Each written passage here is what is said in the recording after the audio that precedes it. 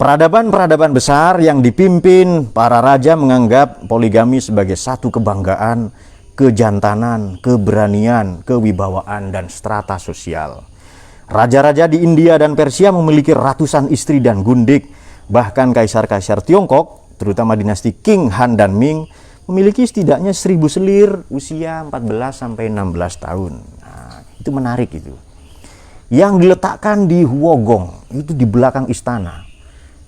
Ada menteri, ada dinas, ada dirjen, direktorat jenderal, pencari harim-harim muda 14-16 tahun sebanyak 1000 orang untuk diserahkan kepada kaisar atau raja tadi. Enak jadi raja. Yang paling fenomenal Kaisar Xuanzong, tulisannya Huanzong. Xuanzong berkuasa selama 44 tahun, memiliki 40.000 selir. Nggak sempat pakai celana ini. Udah pakai sarung tok, ini peradaban sarung sudah itu.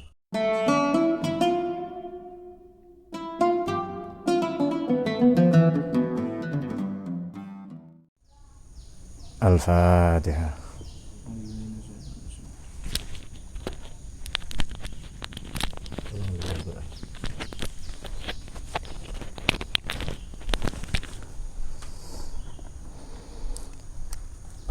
Bismillahirrahmanirrahim. Alhamdulillah ladzi bi ni'matihi tatimmus shalihat. Shalatu wassalamu ala habibina wa syafi'ina Muhammadin sayyidis sadat wa ala alihi wa ashabihi nujumin ya radhiyallahu ba'd.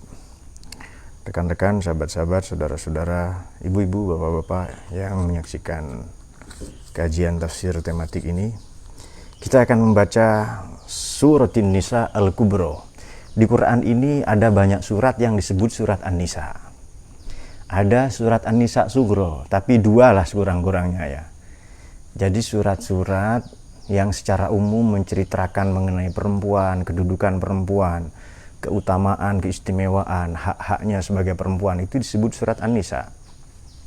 Surat At-Tolak itu disebut surat An-Nisa. Surat Al-Mujadalah itu juga disebut surat An-Nisa, karena gugatan perempuan kepada Nabi perihal suaminya. Namun demikian, yang lazim dibedakan oleh para mufassirin, yang disebut surat An-Nisa hanya 2. Ada surat An-Nisa Sugro, itu surat At-Tolak, ada surat An-Nisa Kubro. Yang hendak kita baca ini terdiri dari 162 ayat.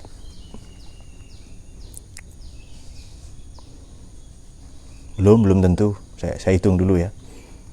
176 ternyata. Ya pokoknya 100 ayat lebih ini saja lah. Bismillahirrahmanirrahim. Menarik. Belum bicara sudah menarik ya. Menarik.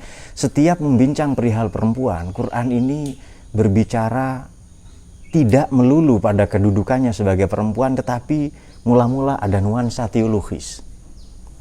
Jadi surat An-Nisa Kubro ini pun ada cerita mengenai, ada 6 lebih kurang konten, isi, kandungan, garis besar, outline dari surat An-Nisa Kubro ini: tauhid, keadilan, kesetaraan, kemudian kewajiban atau ketaatan kepada pihak-pihak yang berwenang, yakni pemerintah, kemudian mengenai keharusan kita menjunjung tinggi hak-hak martabat perempuan dan lain-lain nanti, dan berikutnya ya akan kita bicarakan. Baik, Bismillahirrahmanirrahim, langsung saja. Ini ada ayat kita ini, ayat kita sore ini maksud saya, dimulai dengan ya ayyuhan nas. Biasanya kalau Quran ini menceritakan ya ayyuhan nas, ada redaksi ya ayyuhan nas, ini surat Makki, surat prahijrah yang turun pada periode periode Mekah, artinya sebelum Nabi hijrah. Boleh jadi tidak di kota Mekah. Memang inilah keistimewaan Quran. Boleh kalau kita sebut buku ya, kalau kita sebut buku, orang barat mungkin menyebutnya buku. Jadi Quran ini tidak satu pun buku bacaan, kalau kita sebut demikian, yang tempat turunnya, waktu-waktunya, dan bahkan kesan-kesannya direkam dengan sangat presisi, dengan sangat tepat, sangat akurat, kecuali Quran. Saya menulis banyak buku, belasan, mungkin puluhan ya, belum lagi makalah-makalah. Tentu saja saya tidak hanya seorang penulis, karena saya juga punya anak, maka saya juga ada kegiatan yang lain. Kemudian Saya lupa buku-buku saya itu persisnya ditulis kapan, apalagi makalah-makalah ya. Apalagi beberapa tahun lalu, ya ketika jiwa muda ini masih bergelora, sering mengcounter tulisan-tulisan yang membantah atau apa dan sebagainya. Itu saya persisnya lupa. Tetapi Quran ini sangat istimewa karena sedemikian presisi kapan ia turun, apakah Nabi sedang safar di perjalanan, atau di rumah, atau duduk, atau di masjid, atau menjawab pertanyaan, atau dan seterusnya ya. Nah biasanya kalau ya ayyuhan nas ini kan maknanya wahai manusia secara umum, universal, tidak ada perbedaan. Tua, muda, dari suku, bangsa manapun, perempuan, laki-laki dan seterusnya. Kalau pada periode Madinah ini sudah spesifik, ya ayyuhalladzina amanu. Nah yang menarik, ada 3 surat di dalam Al-Quran yang dimulai dengan ya ayyuhan nas, tetapi ia turun 3 ayat lebih tepatnya di dalam Al-Quran, tetapi ia turun bukan di Mekah tapi di Madinah. Ini persisnya pada tahun keempat.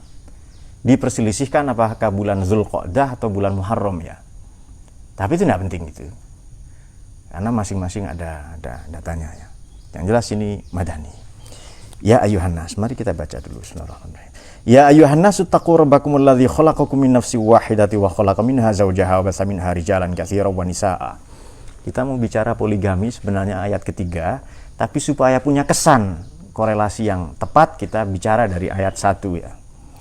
Wattaqullaha alladzi tasaaluna bihi wal arham innallaha kana 'alaikum raqiba. Menarik lagi, tadi kan menarik pertama, sekarang menarik yang kedua. Raqiba ini di Quran kan 5 kali. 2 mengenai kehidupan rumah tangga. 1 mengenai raqibun atid. 2 lagi mengenai Tuhan itu. Jadi Tuhan teologis, 2 lagi kehidupan rumah tangga, 1 tentang malaikat. Menarik enggak itu? Ya enggak menarik, enggak apa-apa, bukan ilmuwan kan. Saya ilmuwan, itu menarik ini. 2 tentang rumah tangga. Jadi Tuhan mengawasimu loh ya. Kamu rukun-rukun lah dengan istrimu kan gitu kan, seolah-olah itu loh. Kalian enggak tahu karena bukan bapak-bapak. Ya sudah. Allahumma sholli ala sayyidina Muhammad. Oh di belakang ada, bukan itu, bukan bapak-bapak itu. Anak-anak sebenarnya hanya menyamar ya. Pernikahan dini itu, aduh kena undang-undang Hamzah itu seharusnya. 16 tahun menikah ya. Ya ayyuhan nasu taqu, wahai bangsa manusia semuanya, ittaqu rabbakum. Kalau saya punya anak, kalau saya punya murid, saya mengatakan hati-hati kalau lewat di sana ya. Hati-hati kalau main perosotan. Waspadalah kalau naik motor karena di sana itu di tepinya ada jurang, di gunung Keker di sini nih ada jurang misalnya. Kira-kira pesan, warning, peringatan saya hati-hati itu karena saya sayang atau benci kepada anak-anak saya itu? Jawab. Tentu saja demikian pula Tuhan memberikan warning, ittaqu rabbakum. Dalam konteks apa? Alladzi khalaqakum. Nah, justru Tuhan menciptakan kita sebagai prototipe awal yang sebelumnya tidak ada yang seperti kita. Katakanlah ada humanoid ya, makhluk-makhluk mirip manusia, tetapi kitalah prototipe paling sempurna. Kalau percaya teori evolusi, kita ini evolusi paling sempurna sudah ini. Jadi tidak ada evolusi yang lain. Bitanasul dengan ini saya membaca tafsir Al-Munir ya. Ini rangkuman tafsir Ummah. Ini watak tafsir Al-Munir ini adalah selain murokkas lil ibarat ya, concern pada teks, tetapi ia mengacu kepada tafsir Ummahat. Karakternya ini loh, wataknya, speknya ini loh, spesifikasinya tafsir ini kan ada speknya kan. Ini berapa cc, kemudian berapa tak ya kan. Jangan ditambah bo depannya ya, dan demikianlah seterusnya. Ada yang salah pernyataan saya? Ya. Allahumma sholli ala sayyidina Muhammad. Tapi ia mengacu kepada tafsir Ummahat. Paling banyak Ibnu Jarir, paling banyak At-Tabari misalnya, dan Al-Qurtubi. Meskipun nanti ada yang tafsir Muqaron ya. Tafsir ini juga kadang menyinggung dari Imam Razi, Mausu'at ya, dari Al-Kasyaf ya, dan seterusnya. Min nafsi wahidatin ay abikum Adam. Dari diri dari jiwa yang satu, maknanya Adam alaihissalam. Saya sepupu jauhnya Ratu Elizabeth atau Pangeran Philips yang di Inggris sekarang itu. Sepupu jauh saya itu. Entah sepupu ke-67 atau ke-79. Yang jelas manusia ini bersepupu karena bapak ibunya dulu satu. Betul nggak itu? Maka jangan bilang siapa-siapa, kita pun kerabat dekat dengan Nabi. Kalau mau concern pakai hadis, kita ini keluarganya Allah ini. Kenapa? Karena kita ahlu Quran. Amin ya. Terlambat aminnya. Sudah, jangan bilang siapa-siapa. Jadi raja siapa? Raja Jogja. Kalau Niko kan sepupu dekatnya Sunda Empire ya kan. Siapa itu? Nah, itu. Saya sepupu jauh dari para nabi, para rasul ya. Ratu Elizabeth, kemudian siapa lagi? Yogi ya, dengan raja-raja Arab yang banyak istrinya, itu sepupu dekat itu. Min nafsi wahidatin ay min nafsi Adam zaujaha ay ummakum Hawa ruya annahu ta'ala lamma khalaqa Adama wa askanahul jannata alqa alaihi naum fabainama huwa bainan naim wal yaqdhan khalaqa Hawa min dil'in aw min adla'ihi. Diceritakan begini, bahwa ketika Allah menciptakan Nabi kita Sayyidina Adam alaihissalam, bapak kita semua, ancestor, leluhur kita semua, dan menempatkannya. Ini menarik karena di surga ini pakai sakinah ya, uskun itu. Jadi di surga tetap ada gejolak mula-mula itu. Makanya ada subversi iblis ya kan. Tapi kelak nanti akhirat yang pasca kita mati tidak. Wahai Adam, uskun anta wa zawjukal jannah ya kan? Aqula minha kuna minaz zalimin. Jangan kau makan buah alpukat ini, buah khuldi kan sulit itu kan ya. Sudah alpukat katakanlah demikian. Pseudo buah, katakanlah buah apa itu? Nanti kamu mulalim kalau bertua itu. Jadi sudah ada gonjang-ganjing di sana itu. Ada gejolak, ada apa? Dan diciptakan min dil'in, dari tulang rusuk au min adla, atau dari beberapa tulang rusuk al-yusra. Falamma intabaha, manakala beliau alaihissalam Nabi Adam siuman dari tidurnya. Kalau kalian bangkit karena tidur kalian mati ya. Intabaha, manakala beliau siuman, wajadaha indahu. Beliau mendapati Sayyidah Hawa ini di sampingnya. Loh, wanita. Lalu langsung ya. Kalian kalau lihat perempuan-perempuan kan ingin segera menafkahi ya kan. Nabi kita tidak, beliau suci. Tapi ini apa ini? Lalu jangan pegang Adam sebelum kau bayar maharnya ya. Maka dibacakanlah sholawat itu. Dan Allah yang menikahkan langsung itu. Jadi hakikinya kita ini kalau menikah ya memang Allah yang menikahkan. Lantas wabassa minha aina syaro. Allah menyebarluaskan, memperanak-pinakkan dengan cara tanasul, kawin mawin tadi itu. Mintilkan nafas wa zawjaha bitariqit tawalud, dengan jalan reproduksi. Ya banyak ya reproduksi, boleh bayi tabung kalau sekarang dan seterusnya. Rijalan katsira wa nisa, menjadi laki-laki dan perempuan yang banyak. Mari kita ambil spirit ayat ini. Wahai bangsa manusia seluruhnya, bertakwalah kalian. Jadi takwa ini kehati-hatian, kewaspadaan agar tidak nyemplung ke jurang bernama azabnya Allah. Agar tidak sengsara di dunia bernama murkanya Allah ya, yang dilarang itu. Maka definisi fikih itu sangat proporsional. Imtithal ya, melaksanakan sebagaimana contoh. Artinya menjalankan. Awamirihi, perintah-perintah Allah, wajtinabu nawahihi, dan menjauhkan diri, menghindarkan dari yang dilarang. Itu definisi itu, ta'rif itu sangat mewakili, representatif ya.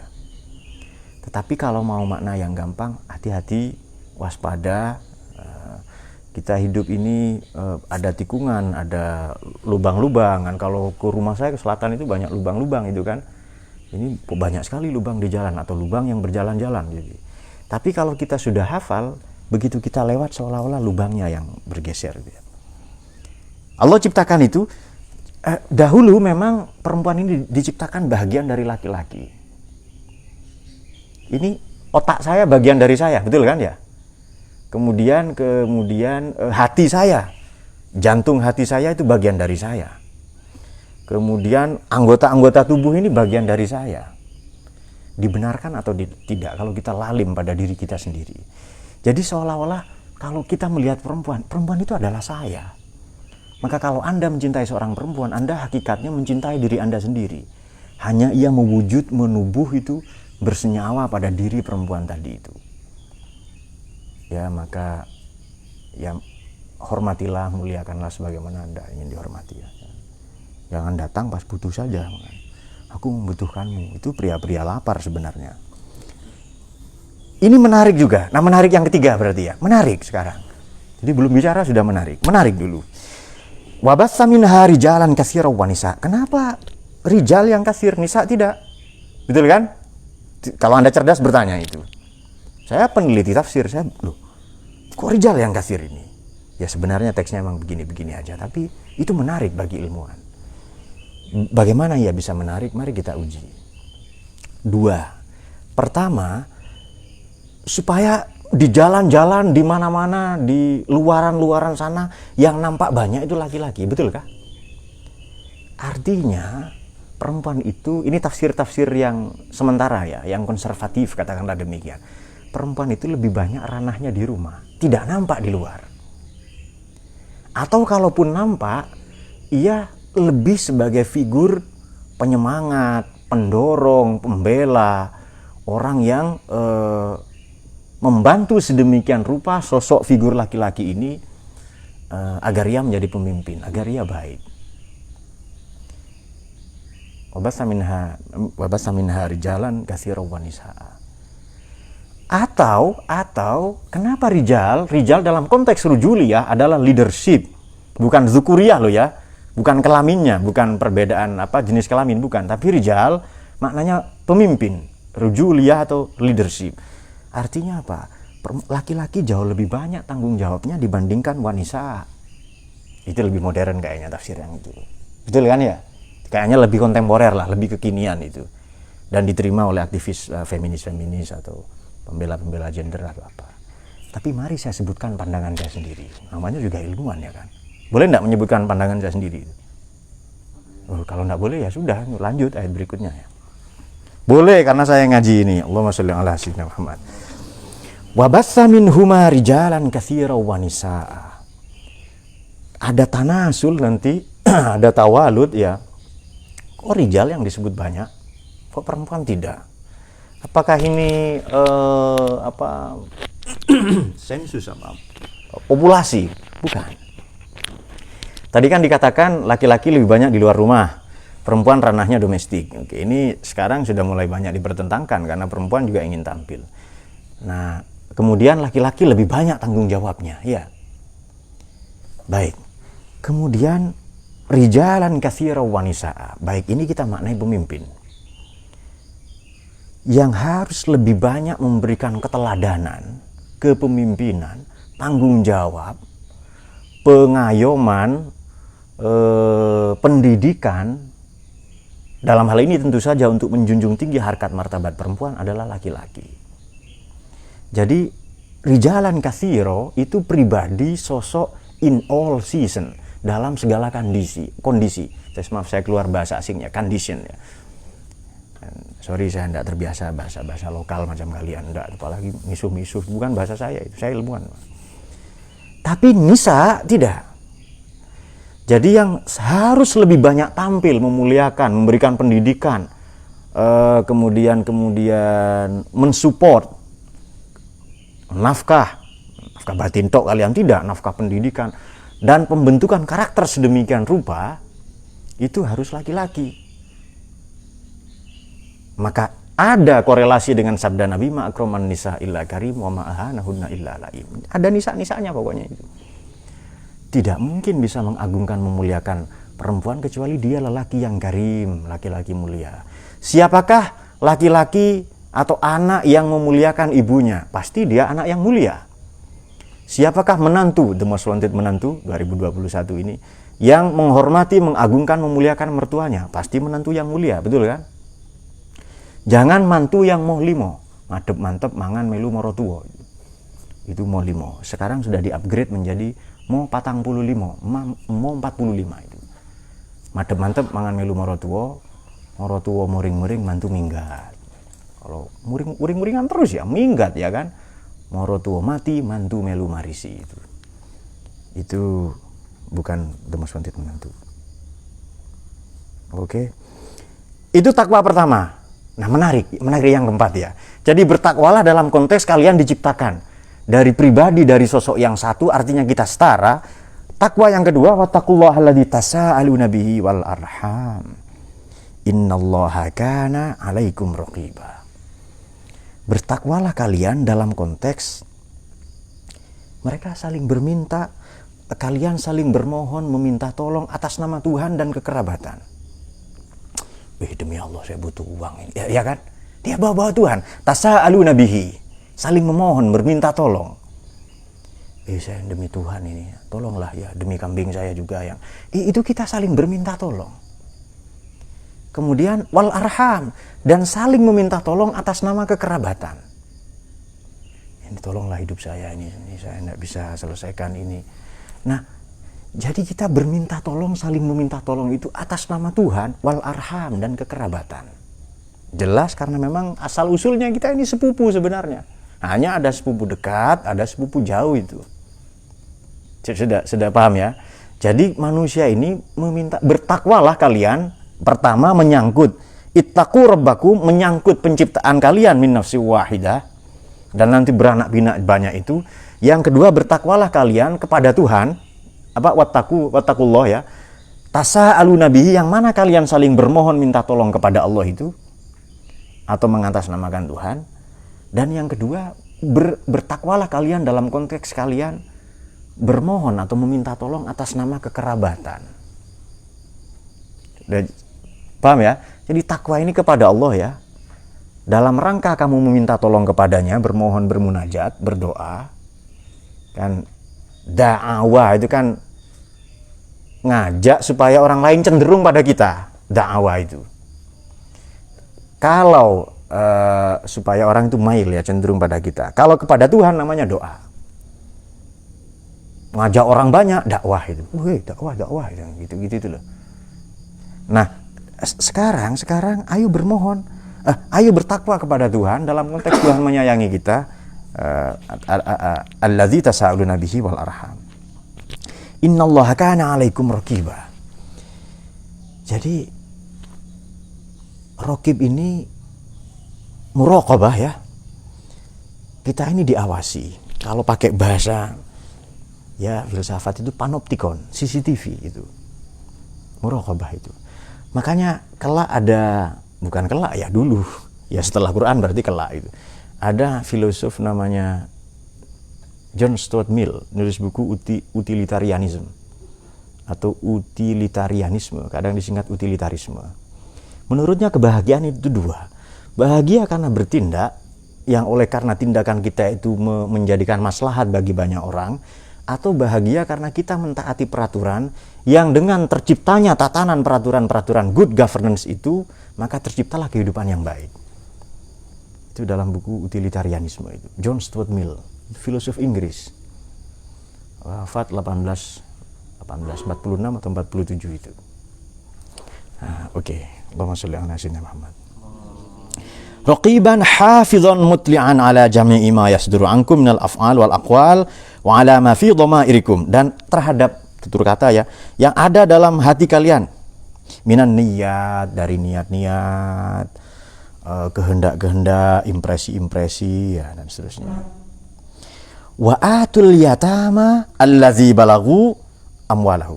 Ayo kembalikan harta-harta anak yatim yang mana kalau mereka sudah balik itu. Kalau mereka sudah tiba usia itu ya kembalikan ya.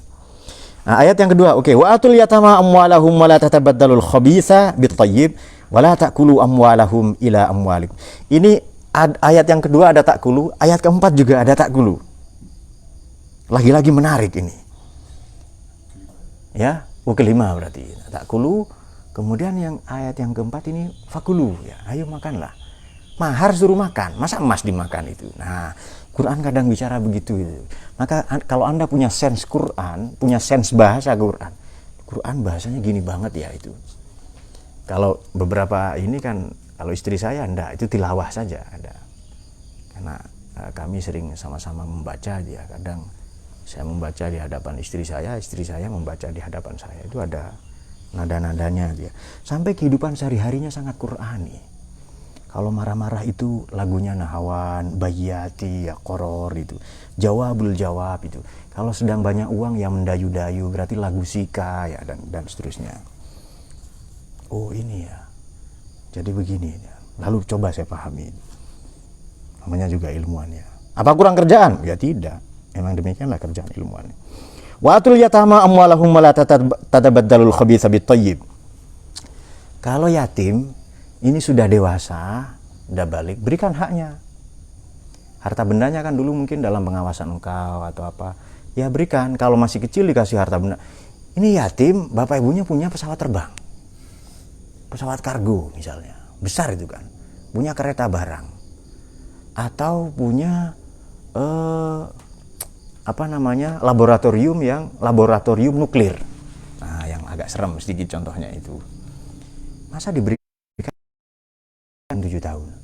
Ya bahaya, suruh sekolah saja dulu dibiayai, maka nanti dikembalikan ya. Kalau laboratorium nuklir itu misalnya buat mainan ya bahaya, nanti mainan sama temannya di situ. Innahu la tatabaddalul khabitha bit-thayyib. Oke. Allati indakum, yang ada dalam pengawasan kalian. Tatsraku amwalakum wa ta'kulu amwalahum. Dengan cara misalnya begini, hartanya anak yatim ini banyak, harta saya sedikit. Atau harta saya banyak, harta anak yatim sedikit. Kalau itu saya campurkan, itu menjadi haram semua, betul kan ya? Jadi kalau halal haram itu ketemu, menanglah yang haram itu, kulibal haram ya. Jadi idza ijtama'al halal wal haram, kalau halal haram itu ketemu, dicampurkan, uang saya 1 juta haram halal, lalu ada harta benda anak yatim 1.000 rupiah, maka jadi haram semua nanti itu. Maka janganlah kau tukar tatabaddalul khabitha bit-thayyib itu. Di Quran bagaimana itu? La ta'kulu amwalal yatama ya. Zulman innama la ta'kulu amwalal yatama. Bagaimana? Innama ya'kuluna amwalal yatama zulman ya'kulu fi butulihim naron, gitu itu loh ya. Innama ya'kuluna amwalal yatama zulman ya. Maka alladzina ya'kuluna amwalal yatama, orang-orang yang memakan harta benda anak yatim itu dengan lalim, sesungguhnya innama ya'kuluna fi butunihim naron itu. Dia makan api neraka itu. Loh Pak, saya enggak makan Pak, tapi saya jual. Sama saja. Quran itu mengambil satu substansi saja itu, makan. Nanti ayat keempat, makanlah mahar. Kalau istrimu sukarela memberikan maharnya kepadamu, yang kau berikan itu sedekatihin ya. Ya mahar itu terambil satu akar kata dengan kata jujur ya. Maka boleh itu. Nah, masa mahar dimakan? Oke enggak kalian ini? Wala ta'kulu amwalahum ila amwalikum innahu kana huban kabira. Pada ayat yang kedua, sungguh tindakan menukar atau itu dosa besar. Oke, ini ayat yang kita tunggu-tunggu yang mau kita bicarakan adalah ini dia ini. Ini pasti kalian tunggu-tunggu ini ya. Dan ini core of the core pembicaraan kita sore ini. Wa atun nisa, bukan itu ayat sebelumnya. Loh, kok sudah loncat, Pak? Wa in khiftum alla tuqsitu fil yatama fankihu ma taba lakum minan nisa'i masna wa thulatha wa ruba'. Fa in khiftum alla ta'dilu fawahidatan aw ma malakat aymanukum. Dzalika adna alla ta'ulu. Baik. Kita baca sekarang. Wa in khiftum ya auliya al-yatama. Ya auliya al-yatama. Wahai pengasuh-pengasuh anak yatim. Saya sebenarnya tidak setuju anak yatim itu ada di panti asuhan. Lebih baik dia di rumah saja. Dengan komunitasnya, lingkungannya, kita bantu saja pendidikannya. Ngajinya, sekolahnya di mana. Kalau didatangkan ke panti asuhan, nanti dia hidup ini terisolasi. Dia terkonsentrasi di situ. Kalau lingkungan itu baik. Tapi ini pendapat lo ya. Anda boleh tidak setuju. Kita hidup di negara demokrasi. Jadi seharusnya ini di kampung mana yatim? Ya sudah, itu di situ. biarkan dia hidup apa dan seterusnya di sana, silahkan hidup di situ. Lebih baik, alangkah baiknya kita mensupport dia saja, ya, pendidikan, kita kasih beasiswa, pakaian, makanan yang layak, sudah itu saja itu. Allah tuksitu, ini Allah ta'dilu maknanya. Ini perhatikan ada dua redaksi, tuksitu dan ta'dilu ya. Fil yatama ya. Idza nakahtumuhunna fankihu ghairahun ya minal gharaib. Diriwayatkan dari Sayyidina Urwah ini qala qultu li Aisyah ma makna qauluhu ta'ala wa in khiftum alla tuksitu fil yatama qalat ya ibna ukhti. Memang kita bersepupu semua, wahai anak saudaraku. Jadi dengan siapa Raja Carlos, siapa Raja Spanyol itu kita sepupu. Dengan Raja Yordania, dengan Amir Qatar itu, Sultan Brunei, kita ini sepupu, hanya sepupu jauh saja.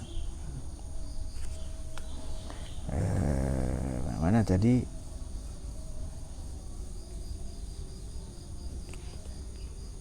Oke. Kalau kamu khawatir untuk tidak mampu bersikap adil, tapi tuksitu ya, qistun ini win-win solution. Ini membela yatim atau emaknya yatim yang cantik. Nah itu dia. Fil yatama fankihu, ya nikahi saja deh.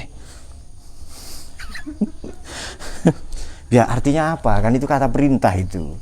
Ya sudah nikahi pelan-pelan. Ma thaba lakum minan nisa'i ay fatazawwaju min istitabatiha nufusakum mamalat ilaiha qulubukum minal ajnabiyat masna wa thulatsa wa ruba. Ini masna juga ada ayat tentang ini loh ya, masna wa thulatsa wa ruba, ada ayat tentang malaikat ya.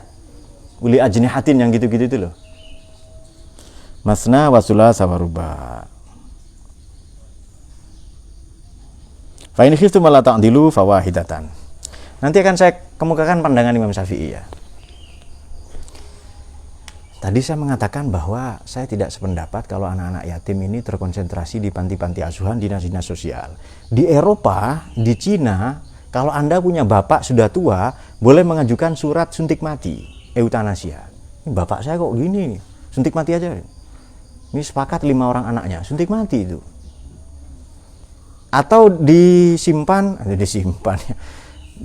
diuruskan pengasuhannya ke dinas-dinas sosial, panti asuhan, panti jompo. Itu di Eropa itu, kita tidak begitu. Di Islam tidak. Nah, biarlah anak yatim. Kalau kita ya kita rawat di rumah kita.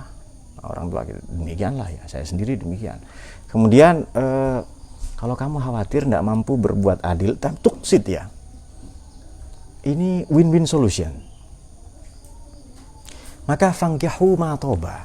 Perhatikan di situ ma bukan apa, bukan siapa. Menarik enggak itu? Sudah menarik yang keberapa itu? Tadi roqiban dalam konteks rumah tangga itu 2 kali, dalam konteks malaikat 1, dalam konteks teologi 2. Jadi Tuhan ini, hei suami-suami, itu aku mengawasimu dari atas. Maka rukun-rukun lah itu ya. Damai-damai saja deh, itu seolah-olah begitu. Ayo. Ini seolah-olah namanya juga, supaya heboh lah sedikit itu. Karena ada Ustadz bombastis di sana. Kalau memang khawatir tidak mampu berbuat adil, menemukan jalan tengah antara yatim dan ibunya yatim yang jelita, yang rupawan itu, yang bahenol ya. Ya sudah, fankihu ma toba lakum. Menikahlah ma toba. Mana yang membuat hatimu damai, tentram. Masna wa thulatsa wa ruba. 2, 3 atau 4. Sudah ya. Artinya ayat ini kalau menikah itu satu tarikan nafas dengan pengelolaan, perawatan, pemberian beasiswa dan pendidikan kepada yatim. Kalau ndak ngapa-ngapain cuma menghayal lalu hanya imajinasi hormonal, ndak usah bawa-bawa ayat Quran. Tukang kawin saja. Pak, saya tukang kawin. Ya sudah, sana nikah.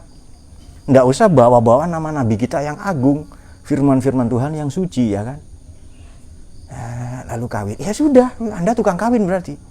Imajinasi hormonalnya tinggi, hayalan-hayalan seksualnya, fantasi libidonya kuat, semangat sekali itu. Ya sudah, ya nikah aja, itu urusan pribadi ya. Nah, kita bacakan sedikit lagi.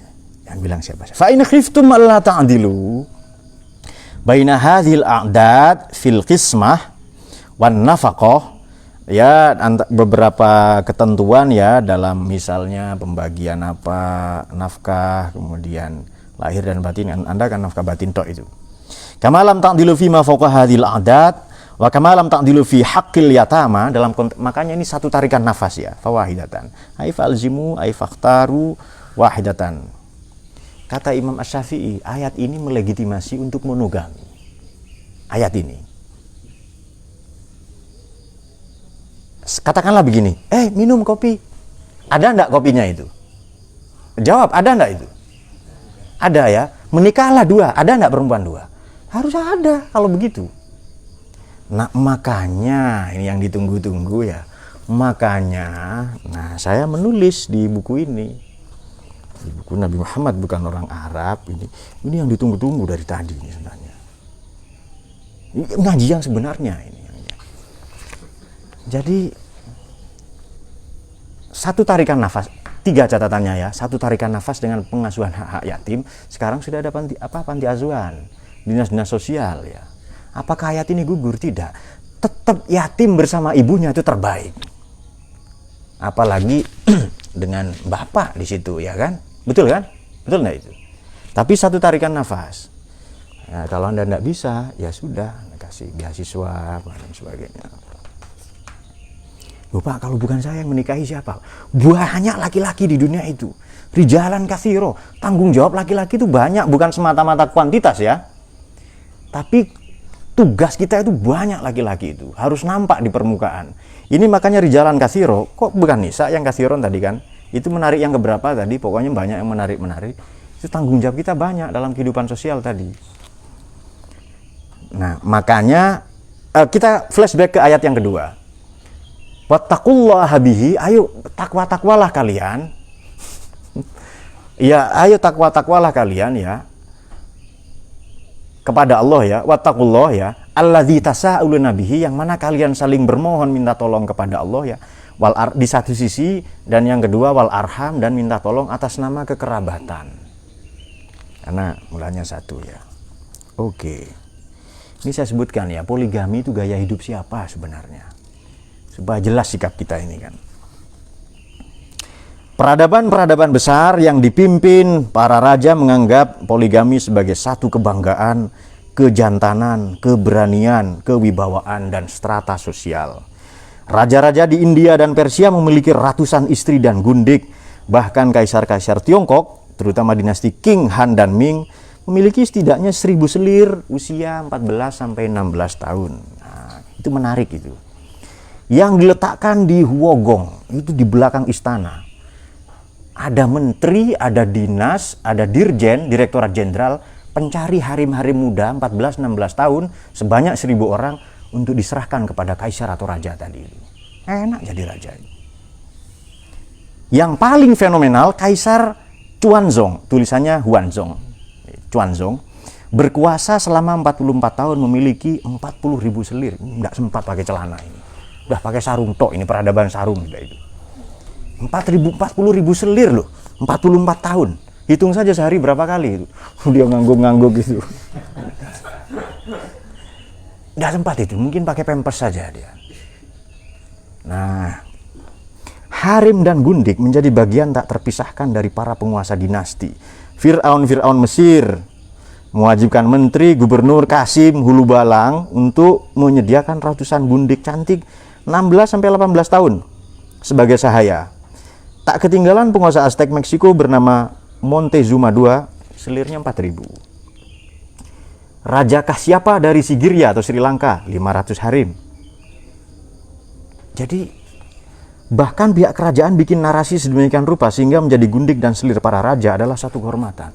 Wih, kamu kalau jadi raja, kalau kamu selirnya raja, anak kamu jadi pangeran nanti itu.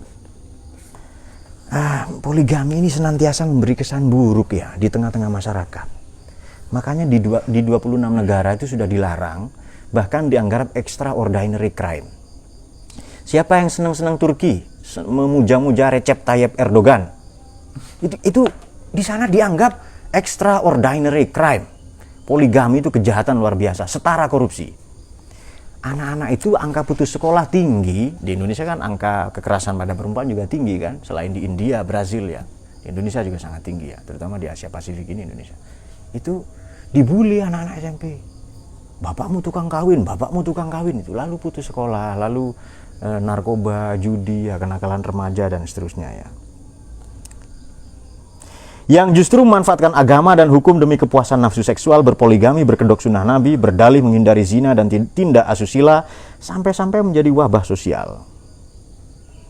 Seminar, lokakarya, dauro-dauro poligami ya kan.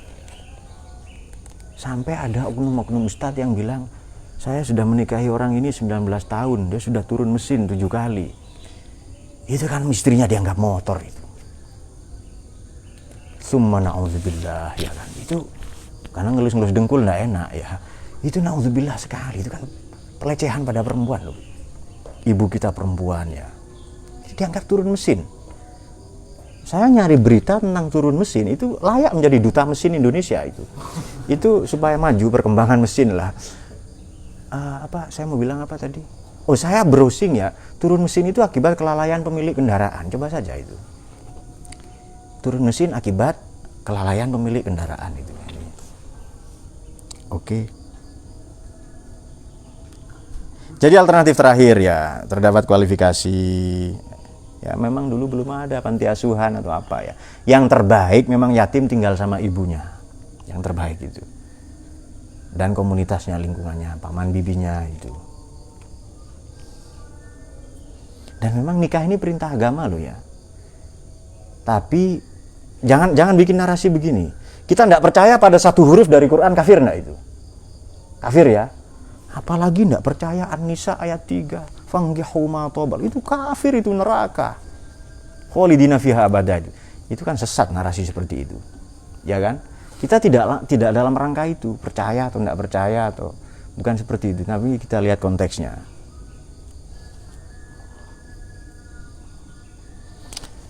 Langsung sajalah yang sok-sok sunnah Nabi, kita contohnya ke Nabi saja. Ini di buku saya, halaman 197 ya. Nabi Muhammad bukan orang Arab. Seperti ini. Nabi ini hidup monogami di tengah-tengah masyarakat poligam. Orang Arab itu istrinya tidak ada yang 3-4, tidak ada. 200. Gundiknya simpanannya 200, budaknya berapa. Lalu oleh Nabi dibatasi 4. Itu nambah atau ngurangi itu? Justru ngerem, justru semangatnya mereduksi. Di sini orang banyak gagal paham ini. Di tengah-tengah masyarakat poligam, Nabi monogami. Di tengah-tengah pemuja perempuan itu punya anak perempuan malu, lalu tanam hidup-hidup dikubur dia. Kerjanya bapak-bapak hanya bercocok tanam kepada gundik-gundiknya dan seterusnya. Maka Islam datang memuliakan itu. Makanya ayat berikutnya tadi itu keren sekali, ayat berikutnya itu. Ayat yang sama tapi teks berikutnya maksud saya. Dzalika adna alla ta'ulu, pada ayat yang ketiga ya. Yang demikian itu lebih dekat agar kamu tidak berbuat zalim. Ya, ini juga sering dibikin pembelaan itu loh. Penyalahgunaan ayat memang. Daripada saya berzina, Pak, mending poligami. Ini sering kali kita dengar seperti itu. Jepitin pintu kenapa sih itu? Ekstrim mungkin ya. Kalau mau tidak berzina ya sudah, jangan berzina. Pak, saya tidak mau minum arak. Ya jangan minum arak. Kopi kan banyak itu, teh atau apa itu. Kalau mau tidak berzina ya jangan berzina. Silakan punya aktivitas itu. Nah, belum lagi begini, kadang saya poligami karena istri saya mandul. Periksakan dulu, jangan-jangan si suami yang mandul, betul kan? Solusinya banyak, bisa ngadopsi. Dayat mandul bisa diadopsi itu. Asal kuat saja ngasih rokok, ya kan? Diadopsi saja, banyak itu solusi itu. Kalau memang spiritnya memuliakan perempuan. Tapi kalau belum apa-apa sudah, ini sunnah Nabi ini. Menurut saya orang-orang yang poligami ya, apalagi bikin daurah-daurah kelas-kelas poligami itu dengan sok-sok sunnah Nabi, dia bodoh dalam 4 hal. Satu ya, dia bodoh dan zalim dan kurang ajar dalam 4 hal itu. Nanti saya tambahkan lagi, pokoknya 4 hal dulu. Satu, dia karena menyamakan dirinya dengan Nabi, itu buhtanan azim. buhtanan aziman, bohong, dusta luar biasa. Nabi boleh menikah tanpa saksi, tanpa wali. Allah yang menikahkan. Nabi ini musyarri, legislator, pembuat undang-undang. Mereka yang sok-sok poligami provokator, bukan legislator, ya kan? Nah, sudah. Kemudian dia mempersamakan dirinya dengan Nabi. Kalau yang kedua, bohong, dusta, kebodohan yang nyata itu adalah dia menuduh Nabi kita tukang kawin. Itu naudzubillah itu. Ayat kita ini dikira ayat poligami. Banyak ayat Quran itu, Mas. Hadis itu jutaan itu. Karena tadi satu tarikan nafas dengan pengasuhan atau perawatan kepada anak yatim. Yang ketiga, dia bawa-bawa ayat Quran yang suci, hadis Nabi yang agung demi imajinasi hormonalnya.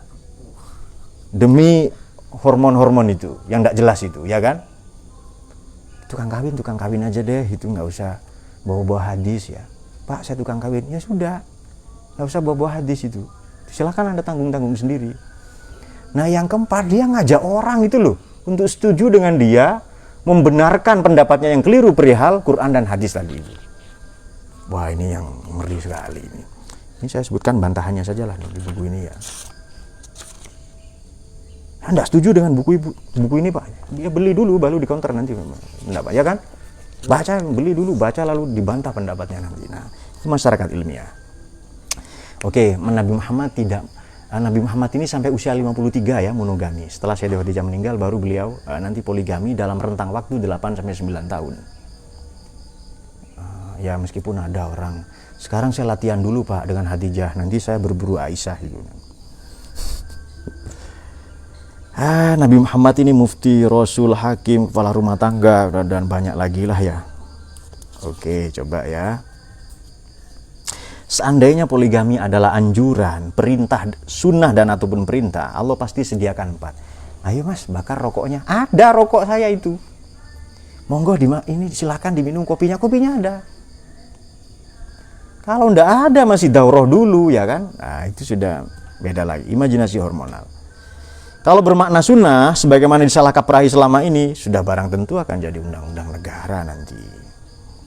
Kalau mutlak bagi semua orang, pasti tidak ada perceraian, kekerasan dalam rumah tangga, dan seterusnya. Bayangkan, tidak bisa punya anak loh, istri yang disalahkan. Anak nakal, istri yang disalahkan. Baju kotor, bawa ke ibumu suruh cuci. Wah, kita sudah hidup dalam tempurung purbasangka seperti itu. Cuma mari kita rubah pelan-pelan. Kalau betul kita ingin memuliakan perempuan ya. Seandainya poligami itu sebatas memuaskan nafsu dan merendahkan kaum perempuan, Nabi Muhammad tidak akan pernah diutus ke dunia itu. Masa agama ini agama poligami ya kan? Kalau di film Aladdin, what the fuck katanya itu. Dan Nabi tidak akan diutus, agama ini tidak akan turun ya. Ya, apakah poligami ini justru tidak menambah inventaris masalah? Itu pertanyaan itu. Mari sering-sering kita tanya. Apakah poligami semata untuk memuliakan perempuan dan mendidik yatim piatu, atau merendahkan kaum perempuan dan ibu-ibu yang surga berada di bawah telapak kakinya? Mengapa Nabi juga melarang Sayyidina Ali poligami ketika Sayyidah Fatimah hidup ya? Nah, kalau saya orang kaya, saya ilmuwan, saya lebih sibuk dengan ilmu. Kalau saya kaya, kasih modal dong yang zerogami, ya kan? Yang tidak punya pasangan itu loh untuk menikah juga.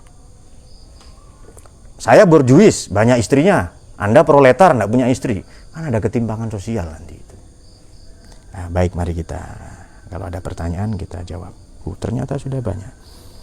Oke, apakah ketika menjelang saat menstruasi boleh baca Quran atau membaca sholawat saja Pak? Permisi saya bertanya. Menjelang berarti belum ya? Boleh, bagus, banyak-banyaknya. Bagus pertanyaan dari Maria Mita Aprilia. Dari Hanum Munasir. Kalau orang yang diberi kuasa harta anak yatim kemudian dikelola misal untuk investasikan kemudian rugi sehingga harta yang berkurang karena kerugian pengelolaan, apakah ini termasuk memakan harta anak yatim? Ya. Jadi yang betul, yang ditabung sajalah itu. Ditabung saja nanti diambilkan, sudah ada bunganya kan ya. Kalau mau investasi, mau apa ya dagang ya pakai uang Anda sendiri itu. Janganlah kamu makan.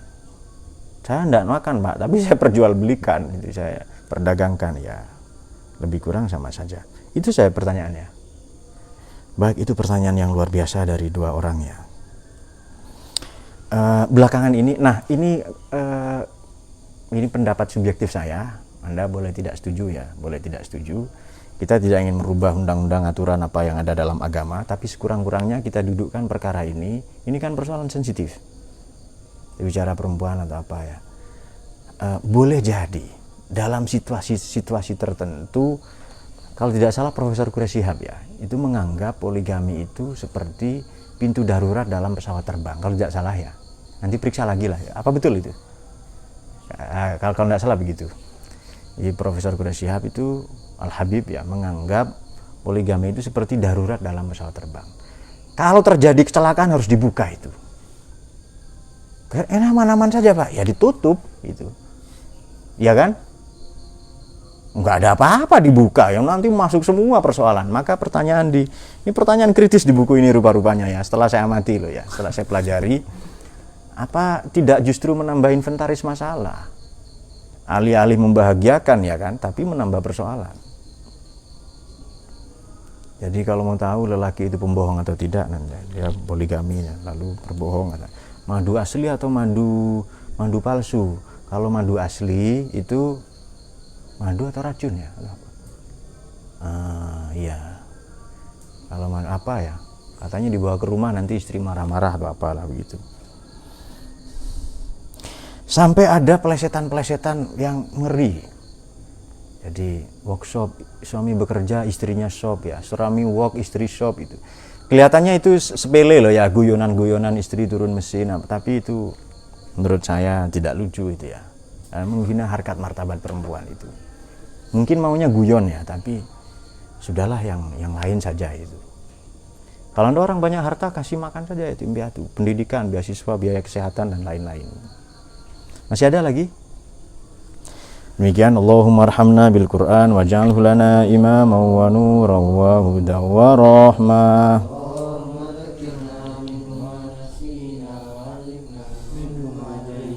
Warzuqna tilawatahu ana al-laili wa atrafan nahar.